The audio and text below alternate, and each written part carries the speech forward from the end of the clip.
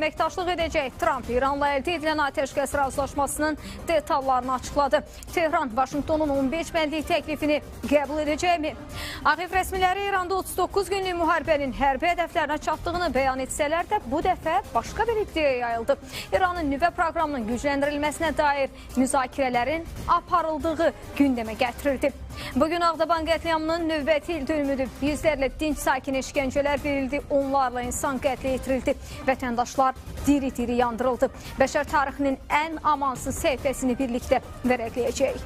Sinoptiklər ölkə ərazisində gözlənilən hava ilə bağlı növbəti xəbərdarlıq etdilər.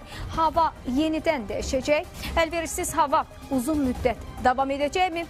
Bütün bu suallara xəbərlərin 19 buraxılışında cavab tapmağa çalışmışıq. İzləyək.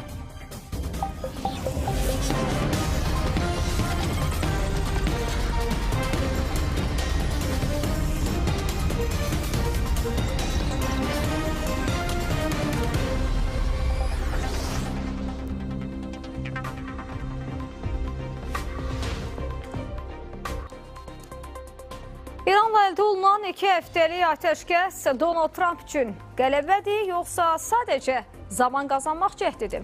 Ağ Ev rəsmiləri 39 günlük müharibənin hərbi hədəflərinə çatdığını bəyan etsələr də rəqəmlər və faktlar başqa bir reallıqdan xəbər verir.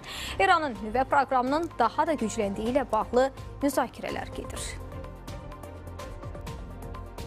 Donald Trump İrana hücumları ölkənin nüvə silahı hazırlamasının qarşısını almaq üçün mübarizə olaraq görürdü. Onun daha 3 əsas məqsədi var idi. Ölkənin hərbi dəniz donanmasını məhv etmək, pilotsuz uçuş aparatları və raket arsenallarını tükətmək, müdafiə sistemlərini sıradan çıxarmaq. Telegraf yazır ki, İslam Respublikasının dağ bazalarındakı dağıntılar altında hələ də 60% saflıqda təxminən 440 kiloqram uranın olduğu ehtimal edilir. Bu göstərici silah dərəcəli material üçün tələb olunan 90%lik həddə çox yaxındır.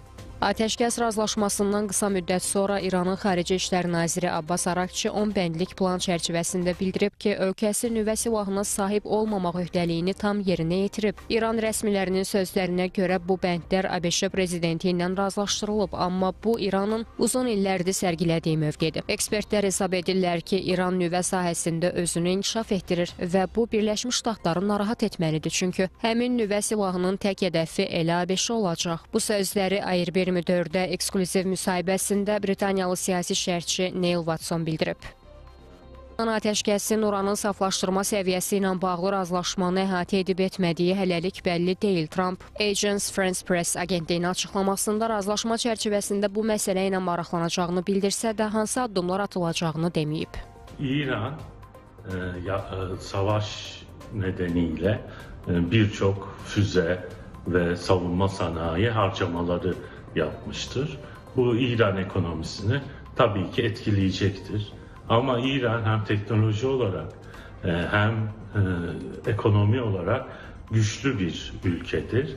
Ve eğer Amerika Birleşik Devletleri ile barış neticesinde İran'a olan yaptırımlar kalkar ise o zaman asıl İran ekonomik olarak başarılı bir şekilde çıxacaqdır. CNN yazır ki, İran son 10 illiklərdə nüvə sahəsində təkcə laboratoriya deyil, bütöv bir sistem qurub. Bura universitetlərdən tutmuş uran mədənlərinə, xüsusi zavodlardan müasir sentrifuqa mərkəzlərinə qədər hər şey daxildir. Mütəxəssislərin sözlərinə görə İranın nüvə proqramı dinc məqsədli olsa belə, ölkə artıq elə bir texniki səviyyəyə çatıb ki, bir neçə gün ərzində nüvə bombası istehsal edə bilər.